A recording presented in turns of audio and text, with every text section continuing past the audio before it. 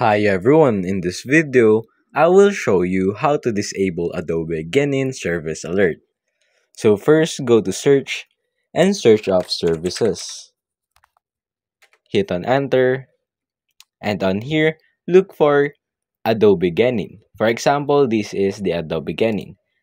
Simply double click on it, make the startup type into disabled and make sure that service status is at stop. After that, click on apply, hit OK, and X this one. Restart your PC, and if that didn't work, go to Task Manager and look for CGI Client. After you click on CGI Client, simply click on End Task, then restart your PC and reopen your Adobe. If that also didn't work, simply reinstall your Adobe, and that's basically it.